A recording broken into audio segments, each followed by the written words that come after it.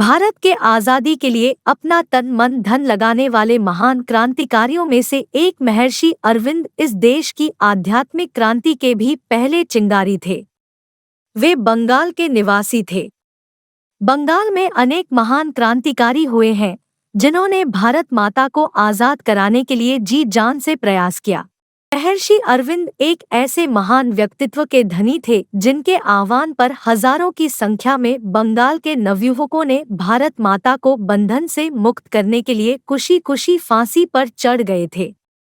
अरविंद घोष ने ही अपने साथियों को सशस्त्र क्रांति की प्रेरणा दी थी। श्री अरविंद ने डंके की चोट पर कहा था कि भारत माता की आज़ादी के लिए चाहे जो भी सहना पड़े, चाहे जेल में जाना पड़े या फांसी पर चढ़ना पड़े या कोई और दंड झेलना पड़े, हम सहेंगे, लेकिन यह स्वतंत्रता का आंदोलन तब तक चलता रहेगा जब तक कि भारत माता आज़ाद नहीं हो जाती।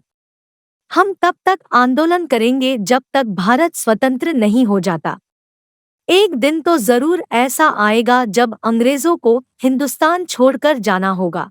महर्षि अरविंद का जन्म कोलकाता में 15 अगस्त 1872 को हुआ था। उनके पिता का नाम के.डी. घोष था। वे एक डॉक्टर थे। वे अंग्रेजों के समर्थक थे। अरविंद घोष के पिता तो अंग्रेजों के समर्थक और प्रशंसक थे, लेकिन उनके चारों बेटे अंग्रेजों के लिए सिर दर्द बन चुके थे। आपको यह जानकर आश्चर्य होगा कि भारत की आज़ादी 15 अगस्त को ही हुई थी और इसी दिन श्री अरविंद का भी जन्मदिन मनाया जाता है। अध्यात्म के विशेषज्ञों का कहना है कि इसे सिर्फ संयोग नहीं माना जा सकता, बल्कि इसके तार सूक्ष्म जगत से जुड़े थे। इसी कारण अरविंद के जन्मदिन के दिन ही भारत की भी आज़ादी हुई थी। कोलकाता में अरविंद के भाई बारींद्र ने अरविंद घोष को बाघा जतिन, जतिन बनर्जी और सुरेंद्र नाथ टैगोर जैसे अनेक क्रांतिकारियों से मिलवाया। 1902 में अरविंद घोष ने कोलकाता में उन्शीलन समिति ऑफ कलकत्ता की स्थापना में अपना सहयोग दिया था। श्री अरविंद ने कांग्रेस के गरमपंथी दल की विचारधारा को आगे बढ़ाने में बाल गंगाधर तिलक का भरपूर सहयोग किया था। जब वे बड़ौदा में थे उसी समय 1906 में बंग भंग का आंदोलन शुरू हो गया था। तब वे बड़ौदा छोड़कर कलकत्ता के लिए रवाना हो गए थे। बंगाल में उन्होंने क्रांतिकारियों में जोश भरने के लिए अनेक जोशीले और उत्तेजक व्याख्यान दिए। उन्हीं दिनों क्रांतिकारियों की चेतना को जागृत और जीवंत बनाने के लिए वंदे मातरम में प्रकाशित लेखों और अपने भाषणों का उपयोग किया। इन लेखों और भाषणों में अंग्रेजों के दमन नीति की कड़ी निंदा की गई थी। श्री अरविंद का नाम 1905 के बंगाल विभाजन के बाद हुए क्रांतिकारी आंदोलन से जुड़ा था। 1908-09 में हुए अलीपुर बम कांड में अरविंद घोष पर राजद्रोह का मुकदमा चला था, जिसमें अंग्रेज सरकार के अफसरों ने श्री अरविंद को जेल की सजा सुना दी थी। श्री अरविंद को अलीपुर के जेल में ही रखा गया था। अलीपुर के जेल के जिस कमरे में उन्हें बंद करके रखा गया था, वहां वे दिन रात साधना और तप करने में अपना समय बिताया करते थे।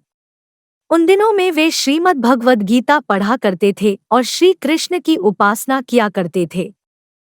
कहते हैं कि अलीपुर जेल के जीवन के इन दिनों में अरविंद को साधना करते करते श्री कृष्ण भगवान के दर्शन हुए थे। बताया जाता है कि इस दिव्य अनुभूति के बाद वे श्री कृष्ण भगवान की प्रेरणा से क्रांतिकारी आंदोलन को त्याग कर अध्यात्मवाद और योग में लीन हो गए। अलीपुर जेल से छूटने के बाद उनके मन में किसी भी क्रांतिकारी आंदोलन में भागीदारी करने की इच्छा नहीं रह गई थी। इसलिए वे भगवान के आदेश से चुपचाप गुप्त रूप से पांडिचेरी चले गए। वहां पर तपस्या के बल पर उन्हें योग की सिद्धि प्राप्त हुई। उनकी साधना और सिद्धि को देखकर आज के आधुनिक वैज्ञानिकों को भी समझ में आ गया कि इस दुनिया का संचालन किसी दूसरी दुनिया से होता है। पहले तो महर्षि अरविंद क्रांतिकारी नेता थे, लेकिन बाद में उनका झुकाव अध्यात्म की तरफ हो गया था, क्योंकि उनका यह दृढ़ मत था कि आध्यात्मिक उन्नति के बिना भारत की स्वतंत्रता का कोई मतलब नहीं है।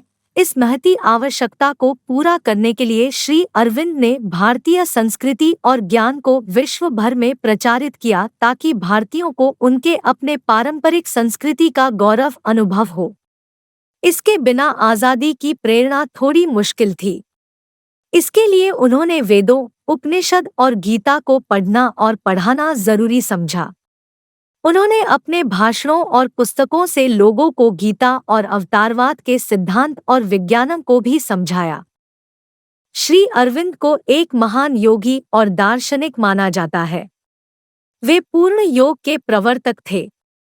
उनके दर्शन शास्त्र से पूरी दुनिया प्रभावित रही है। अरविंद ने मूल आर्ष ग्रंथों पर तो अपने भाष्य लिखे ही थे, योग पर भी उन्होंने अनेक मौलिक ग्रंथों की रचना की थी।